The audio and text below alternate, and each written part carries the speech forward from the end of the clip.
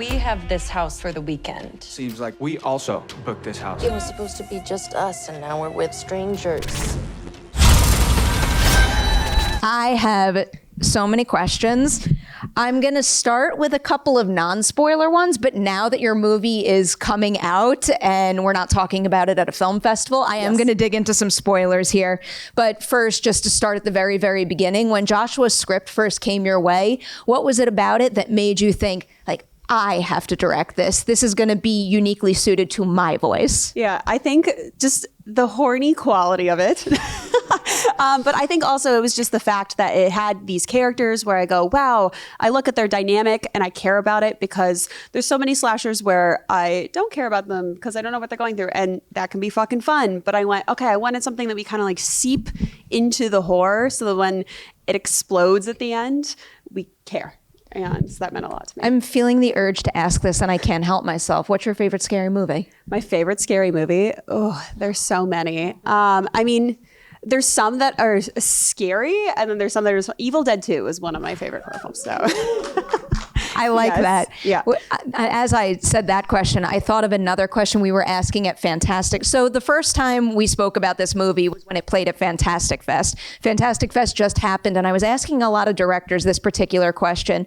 What is a horror movie that you saw when you were younger that made you think, like, I love how that made me feel, and I want to make people feel that way as a director in the future? So funny enough, I grew up in a very sex positive household. And so I wasn't allowed to watch horror for very long, but I was allowed to watch sexual movies before I was allowed to watch horror movies. And so then I got to be a teenager, and all of a sudden I was like, oh, all these horror movies, this is so fucking amazing. And so I think my teen self, one of the first ones I remember was Carrie, because the scene where she gets her period, I'm like, this hurts and it's personal. And so that sticks with me a lot. I love how there's something about both Carrie and Evil Dead 2 that I can like feel kind of informing this movie. It's all coming together here. So I know you start with a great script, but I love hearing about how things evolve along the way, especially like through you and also the collaborators that you assemble. So what would you say is the biggest difference between the first draft of this screenplay that you saw and the finished film that everyone just watched? There's a couple things. First of all, the opening scene was not there, and we said, okay, we need to get into it and just like show people what we're setting them up for what comes at the end. So that was a big thing. But also in the original script, Sage didn't fake her orgasms. And that's something where I want something that people have experienced in one way or another. Either someone feels very insecure and they don't want to tell their partner, or their partner feels very weird about it, and just kind of give that real quality is something I brought in. Or another thing too is with Sin seduction, it was originally wordless. And I thought, what if this is a mental seduction too? How much more powerful would that be? So it was just kind of building the characters up in those ways. Oh, and those two are so susceptible to that. I got to talk about your cast here. Just like absolutely exceptional, the four of them. They are obviously all their own unique artists, and each character is different. But because the success of this movie so heavily hinges on their vibe together and their group dynamic, I was wondering, do the four of them have any kind of shared qualities, something that signaled to you like they're going to be able to play on set in the way that the story demands? Yeah, I think it's just that everyone was down, because this movie script, it's something where you could be sent as an actor and you go, they want me to do what? Or, oh my God, like what are they asking of me? And so most of the cast is people that we worked with before. For example, Maddie was in my first movie, and then Alex and Marco Pigossi, they both had worked with the producers before, and then Andra Nechita is very new. And so I also wanted someone, I'm like, I need someone to commit as Sin and who is down to clown. She's so good too. Yeah. I guess when it comes to, did you audition everybody before I phrase this question? So I auditioned Andra, but the rest I already knew. I go, these guys got it. We'll highlight Andra then, because I'm really curious, when you're auditioning for a part like that, what do you have her do in the audition space to signal to you she could play both sides of Sin, but still make the character feel cohesive every step of the way? Definitely. So what I kind of like to do with actors is I like to make sure that we have a basis they can operate off of, but I also like to do different takes in every scene, because especially with something that has plot twists and it's a thriller, it's what are we guessing at each point? And so with her, specifically, there's a scene on the steps that I had her audition and do. And what I had her do on the audition and also here is I went, okay, this time play it as a mean girl. Okay, this time you're drunk. Okay, this time you're very sweet and very innocent. And she was just able to change between those and it gave us options. Oh, she's quite good. Yeah. Expanding that idea to the full ensemble on set, can you maybe give us an example of a particular scene where like you tried maybe not polar opposite things, but very different things for a particular scene, and then walk us through how you settled on which extreme to go with? Totally. I mean, I think the biggest thing is in the back half, how much we kind of escalate the ridiculousness of Will and Sin. And so for that, it was just kind of having different takes of, okay, do we want to go here? For example, Will growls in one scene or they dance around the hallway. And so we had different things. We were like, let's try the more subtle version of this. And I go, the version of this movie that I want it to be is funny and ridiculous because it's called Bone Lake. Like you can't make a serious version of this movie. Well, actually, now that I think about this, I jotted something down from our last conversation. Yeah, that Marco had said. He was talking about how much he loved doing this movie because, one, he did get the opportunity to like swing for the fences with it, but also you got the opportunity to really flesh out the characters and make them feel like full people. And he emphasized that like you in particular as an actor's director were very on top of that. So can you tell us a little bit about maybe some notes that you gave them so like we can get something that's heightened, but also just grounded enough? Yeah, I kind of tried to, Ready or Not is a big inspiration just in the tone of you have this protagonist that's very grounded, but they go through this campy funniness. And I really wanted to try with our main characters of keeping that groundedness. And so more so what I would try with them is, how would you act in this situation? Especially with him on the steps, you need to get fucking mad at him because if you don't, it's such a heinous thing to do to somebody, but it's okay, what is the point that you're okay with it? And it's okay, he's offering you everything you ever wanted as an artist. And how could you say no to that? And so for them, it was more so just figuring out what would I actually do in the situation? Whereas with Will and Sin, it was, let's fucking go. Like, try dancing. Like, run down the hallway and dance this time instead of just running, or swing the chainsaw around. Those are different examples. I love seeing the two of them play, but also when I was revisiting our conversation, the wild thing about that engagement scene is like, what Will does is so extremely wrong, and I wanted Diego to just, like put a stop to it or yell at him or something. But like the way he handles that situation, kind of feels like how I might tiptoe around it. No, exactly. I mean, people do wrong things all the time and people are scared to stand up to it. And they need to have better communication with each other with their boundaries, but then also the people in their life, or else they wouldn't go through this situation. And the shock of something so extreme. Yes. It's just like, it's so ridiculous. Yes. Before I get into specific scenes here, I wanted to backtrack because another thing you brought up last time that we didn't really get to shine enough of a spotlight on was what a great partner LD Entertainment was for you. And like the truth of the matter is movies like this don't get made unless you have ideal producing partners at your back. So what is it about the folks over there that not only helped you get Bone Lake made, but made the way you wanted? Yeah, so much. I can't make a movie the way I want to make it unless I have good producers around me, period. Like I need to be supported because it's a group effort. And there was just certain things of just, I felt like they got the kind of movie that we wanted to make. And so in the opening scene, I said, what if we have an arrow go through the balls? And they're like, that sounds great, Mercedes.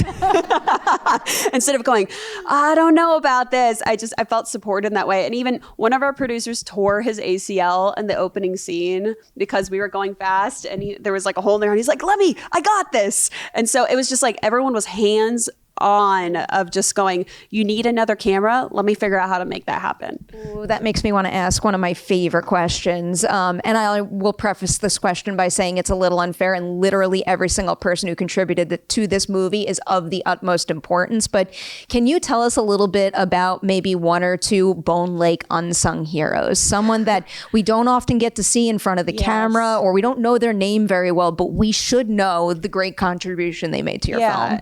The props department on this was so lovely and I felt emotionally supported by them, but they cared in such a specific way that they would come up and go, Mercedes, what's their star signs? Like, who are these people? What are their star signs?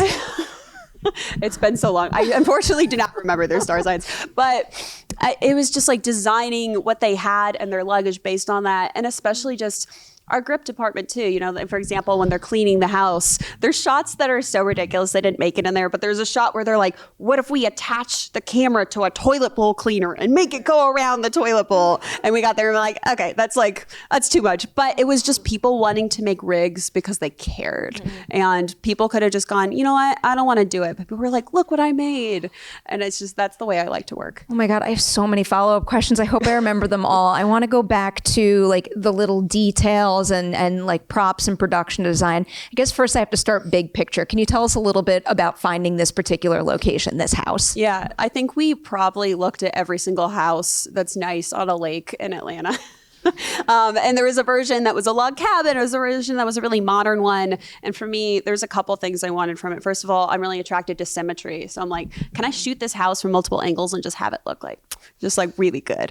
Was the one thing. And the other thing was also having it be where you could explore multiple rooms and go, this is this very nice European type place. But with this in particular, we built the 3 doors is a set that we built in place because what the hell place. I was going to ask. It had a sex dungeon and that's why we chose it. No, like we brought that into it. And just things too, where I looked at it, I'm like, how can I have chase scenes happen through here if this part connects to this part and we don't expect it, or I can drop the camera as a crane down from the top to the bottom. So were just attractive qualities for me. So that's big picture. That's the house. Now I want to hear about little details in the production design. Can you maybe pinpoint a few things that like a lot of thought and care went into that maybe aren't front and center in a frame, but even if people don't recognize it, it's still filling out this world and maybe their lives and agenda for the audience? Yeah. So Kendra Bradanini, our production designer, I had a talk with her at the beginning. I'm like, everywhere we can put more sex into the movie, let's do it. So even silly little things, but you know, it's us pointing out he bites down into a sausage in the next scene. Like that's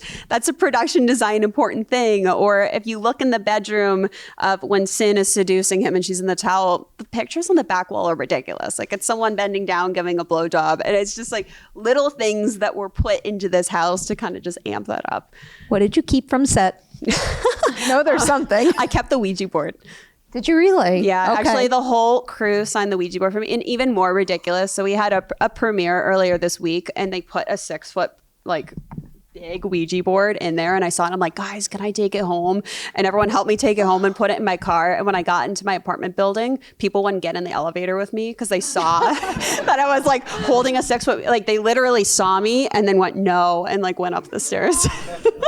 Like, people are very sensitive about Ouija boards. And I get it, but now it's going to be in my house. Well, also getting the one from the movie signed by everyone, that's the most such special a nice thing. touch. I love that so much. Yeah. Now, the other follow-up questions. A lot of the visuals. Let's start with your work with your cinematographer first. What was it like figuring out the visual language of the movie and maybe specifically designing the lighting and also the choice to go heavy on those 360 shots? Yeah. So my cinematographer, Nick Matthews, he also did Saw 10. I love him to death. I want to work with him forever. But specifically for the lighting, we wanted to have something where the lighting followed the arc of our horror. So we start out with this very, beautiful, warm lighting. And then we go into this giallo tricolor lighting. And as things get more intense, so does our lighting. And I like to think of myself as a very visual person. So I thought, let's shoot this in an interesting way. And so there's a version of this movie we could have shot as standard coverage, but I'm like, why not be the POV of the lock as we're being turned? And like when we're having fun, let's just go for it. And on top of that too, there's an entire version of the movie that exists that's me in different, like acting out the whole movie in the shot list. So like there's gifs of me in the bathtub and then me running through the door and the camera twirling because we blocked it out. And because that's what you have to do on an indie movie to be able to make your days is know exactly what you're doing. I have 2 questions about that. First, what scene did you enjoy acting out the most? First of all, I'm not an actor, but I think I probably enjoyed acting out like the kitchen fight scene of like running from one end to the other. Oh, I want to dig into how that one was shot. I don't want to forget my second question about you acting things out though. Because by doing that, I have to imagine you discovered new things about these characters. So is there any new layer of any of them that you unlocked by kind of taking them for a test run like that? Yeah, I think it's a dynamic of, okay, so for example, in the kitchen scene, it's like in the very beginning of the movie, we start to couple swap. And so we have the couples instead of standing next to each other or next to the other person. And so when we were in there, I was like, oh, that's just interesting. It's not written in the scene, but that's just a way we could block it to start switching this earlier. And so it was just kind of leaning into things like that. One more broader question before I start to touch on a couple specific scenes here, because you brought up the rigs before. Is there any particular like very elaborate one that your team designed, and can you tell us which scene we can see it used in? For sure. So whenever the axe swings, like the camera's connected to the axe, and so it's just us on set being like this with the camera. Oh, I love that kind of stuff. Yeah. So now specific scenes. I have a couple listed here, but just to give you the opportunity to highlight whichever ones you want, I'll get at it this way. Going into filming Bone Lake, which particular scene did you think was going to be the toughest to execute? And ultimately, was that the hardest of the bunch, or did a different one catch you and the team by surprise? Yes. I always thought that the boat scene at the end would be the hardest. And it's funny because the entire time we were on set, I kept telling people, I'm like, guys, we don't have enough time to shoot this. And it was the one scene where it was, it's a 2-page day and we had some other 6-page days. I'm like, this day is crazy because you get stunts and you get water and everything that's happening. And the funniest thing happened that was the worst but best thing is we had an actual storm when we were having our fake storm. And it's funny because one of the producers came up to me and was like, Mercedes, look, this is Jurassic Park level of water that we're getting for free. This is amazing. But then it rained too much and we were in a foot of water and people just started slipping and sliding within the span of 5 minutes. So our stunt person slipped and broke their finger. Jeez. And then we dropped a $20,000 lens in the lake. And we were like, shut it down. We got to shut it down. And so we ended up reshooting the boat scene in a soundstage in LA. And so, but it was awesome because I got more time to do it right. Yeah. So I was like, this is awful. And I'm like, hell yeah. Sometimes when you overcome the challenges, you wind up getting something even better off for it. Here's another broader question where you can name any scene you want. Which scene changed the most from script to screen based on what you all found on the spot? Yeah, I mean, the opening scene, really. The original opening scene was Will and Sin doing this very sexual, seductive dance towards each other, which is very different. It's supposed to be the moment before they have sex that we see later. And we thought, that's really fun, but we want to give people a horror movie beforehand. Huh. Yeah. Would that scene, if you had started the movie with it, given things away too soon? Yeah, but I personally always thought of this movie as we kind of know who it is. Like, people aren't dumb. Like, people know. Or like, there's 4 people in a house. This is what's happening. And what's more interesting to me is the why are they doing it and when is it going to go down? This is a sign that I just want to see the best in people. Admittedly, the second the engagement scene happens, I'm like, all right, like that game is over. Yeah. But I get what you're saying. Yeah. Going into the engagement scene now, I am curious because I mentioned to everybody before, I've seen your movie a couple of times, and every single time I see that scene, like I still like tense up and want to yell at the screen. Can you feel all of that working on set while you're filming it, or do those feelings only come out when you're in the edit assembling it together? I mean, there's somewhat of feelings going on set. Like, for example, there's after that happens and Diego and Will yell at each other, like have that whole showdown outside. He comes back in and we just do a slow zoom in on Diego when he's thinking. And that was a moment that was discovered on set where I was just looking at him and I was like, wait, just keep zooming and don't cut away from it and just keep going because what he's going through is so intense. So there's moments like that I can feel. But then also when I've read this script probably 500 times. I've watched the cut 500 times. At the end, I go, are they speaking English? Like, I'm not sure anymore. And so I really rely a lot upon audience test screenings because it matters to me, like the experience that other people are having when watching the movie. And I want to make sure that we're hitting things at the right point for them. Oh, I'll follow up on that because I love hearing about the test screening process. In general, I'm fascinated by any director who takes the opportunity to get and apply feedback, but also know when to trust their own gut on something. Yeah. So can you maybe tell us a little bit about doing both, what you heard from test screenings, but also knowing when like your heart was in the right place on something? Yeah, exactly. I mean, I think some of the stuff is people in test screenings might give some notes that are gendered that I don't agree with. And I'm like, that's not the kind of movie we're going to make. Like, I know how I want to treat like these different characters. But then there's other things of, we might give something away too early. We want to tweak that later. Or, you know what, this scene doesn't matter in the edit. Like, get rid of it. Like, goodbye. That process always fascinates. The whole filmmaking process fascinates me, if you couldn't tell, for that matter. Other scenes I wanted to talk about. The kitchen scene, the kitchen fight scene between Sage and Sin. Just, I would love to hear everything about doing all of that stunt work in such close quarters, and also hearing about how the two of them jumped into that. Yeah. So what was really cool is this was stunts were new for Andra. And so it was really cool because all of our other actors are like, oh, we've done stunts so many times before. And so the really cool process was getting her comfortable with it. And she's talked about this in interviews too. But part of it was me going, hey, Andra, if you get hit, if you go, ugh, it will just sell better. And so it was just getting used, like her used to doing things like that was part of the process. I can't believe she's doing so much of this for the first time too. Really something else. Because we haven't really highlighted your continued collaboration with Maddie, I'll lean into that a little bit too. When you were casting this movie, did you immediately know that she was the perfect person to play Sage? Yeah, I knew that I wanted someone very grounded, and especially with a crazy production schedule, I go, okay, I need someone who's good on the first take. Like, we're not doing more takes to try to get something good. She's good on take one. And so if we do 2 or 3 takes and we don't need anymore, we got it. Or if we want room to play, let's play. I'll ask another question about her. And for anybody who doesn't know, Maddie was in Fixation, Mercedes' last movie. So do check her out in that. And anything she's in. She's just a phenomenal actor across the board. So you knew how talented she was from that movie. But can you pinpoint something she did in Bone Lake that made even you stop and go like, my God, I knew you were good, but I never realized you'd be able to take it there in this movie? Yeah, I think it's the way that she reacts to some of the ridiculous things that are happening. For example, when they're in the control room and they're figuring everything out and the Wilson comes in, and the way that she goes, no, we don't want to know what's going to happen. It was the way that she played that, of how realizing how absurd it was what they were saying, because an actress could have taken that very seriously, but it's better for her to be self-aware of, this is a fucking ridiculous situation.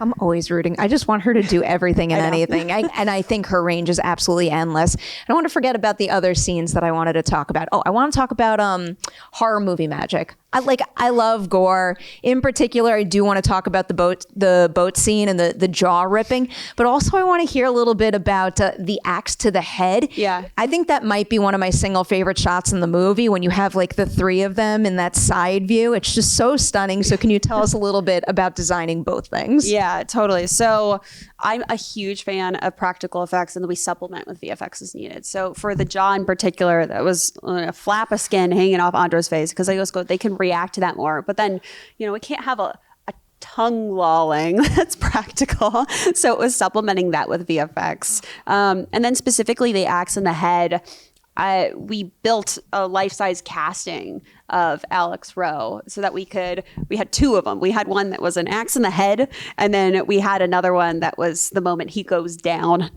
And so it's just really talented people painting a real person on top of something that isn't real. Oh, that's stuff. I love how Andra probably did that for the first time too. Yeah, no, exactly. You really put her through anything is possible for her after this film. Even in the last scene, she is scared of swimming, and she has never swum before. And she did not tell me, because she's such a team player. And then we get on set, she comes up, she goes, Mercedes. I go, yeah, is everything okay? And she goes, just so you know, I'm very scared of doing this. And we have her in a pool that's probably this big, but I was like, it's okay. Like, we're going to be right here and everyone can hold your hand. Like, the second that we call cut, and I'm going to make sure we don't have to do this more times than not. But like, she was actually scared, but she did it. Like, she didn't say anything. She just came up. She's like, just so you know, this is what I'm going through. Good on her for doing it, but also good on her for saying something. Exactly. And you being the kind of leader that's receptive to that. Yeah, no, but I can't know how comfortable people are or not unless they tell me, which is good communication, right? Yes. You can't guess how people feel about things. So I want actors to tell me, they're like, Mercedes, that water is cold. I'm like, great, get you out of the water. Or this is, I got maybe one left in me, because the people are people and they need to be treated as such. Every set should be run like that. I am going to squeeze in 2 more questions, and then we're going to take a bunch from the audience.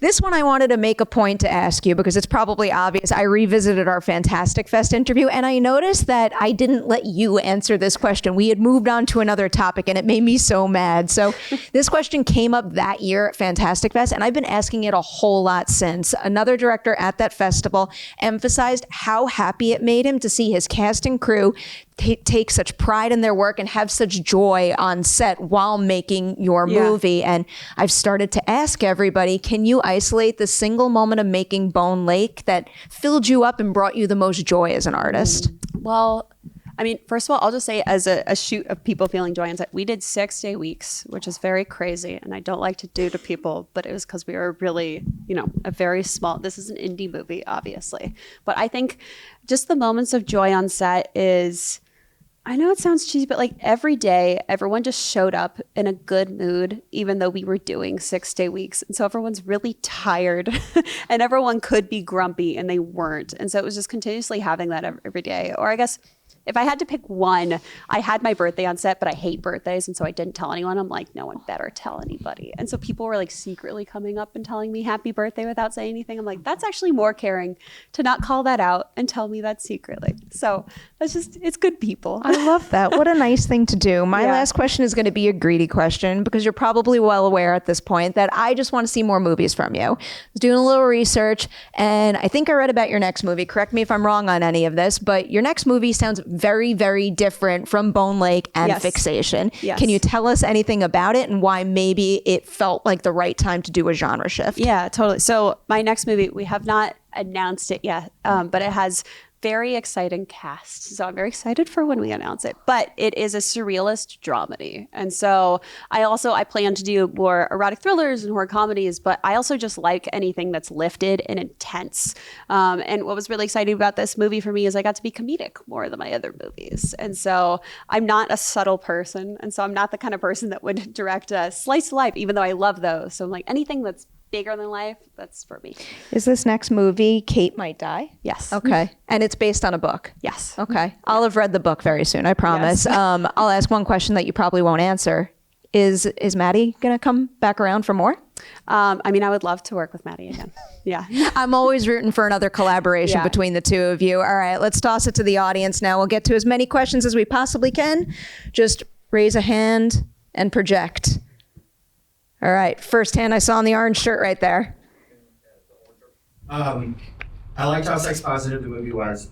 Question, this reminded me a lot of Saw, but I didn't realize it reminded me of Saw till the end. Yeah. When you were constructing it, is there a version of this where instead of it just being the two couples, it's really, I guess because like the way Saw is, it's really more like smaller little stories. Because you mentioned Saw 10 living with somebody. Was it ever like that? Or is it always, no, I really want it to be this kind of intimate thing. It just kind of leads to a kind of reveal about the antagonists and their morality or whatever. Yeah. I always wanted it to be an intimate thing because I think just playing between the two couples is interesting to me. I mean, it's a very different tonal movie, but Who's Afraid of Virginia Woolf was a big reference of just looking, how are these people fucking with each other and how does that switch? But the fact that it feels like Saw, it's not surprised since our DP did Saw. So when you said that, I was like, oh, that makes sense. We're like, oh yeah, that makes sense. Yeah.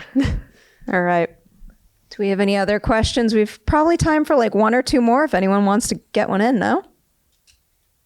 I can't see. I got white shirt? Yeah. Yes. First off, fantastic movie. Thank you. No clue what I was seeing. That's the best way to watch a movie. You were saying like, hey, you want to see this?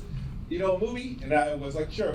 So it was this, great job. Thank you. I was just curious, when you were saying these 6-day weeks, was there like 12-hour days? And was it also like, did you get the budget that you wanted or did you have to manage a smaller budget? I had to manage a smaller budget. But I think even when people go to bigger budgets, it's never enough time or money. But it was definitely 12-hour days. And the crazy thing, because I'd never personally experienced 6-day weeks before, is to have turnaround for your actors. You have to let them go at a certain time. And so there were certain scenes where we had an hour left to shoot in our day. And they're like, Mercedes, our actors are gone. And I'd be like, stunt doubles. We're shooting this with stunt doubles. So for example, the scene when they get dragged out of the car, it's none of our real cast. It's all stunt doubles. Sometimes you gotta do what you gotta do to get it done. I get it. But that is also movie magic right there. Yeah. All right, one more. And if we don't, oh, no, I see it right there. What would be your double feature with this movie? My double feature with this movie, it would probably be a 90s erotic thriller. Like, it's ridiculous, but something like Wild Things, just so we could see how characters were punished for being sexual in the 90s, especially women characters. And now I'm like, it's a movie where they're sexual. That's part of who they are. They're instead being punished for having bad communication. And so kind of just being able to compare and contrast those things. What a double feature. I love that question. I love that question. I love this movie. I'm always rooting for you as a filmmaker. Before this gets drowned out by applause, please tell everybody you know about Bone Lake. The only way we're going to get more great movies like this on the big screen is if you spread the word and tell everybody you know about it. Mercedes, huge congratulations yet again. Enjoy opening weekend. Thank you so much. Thanks, guys.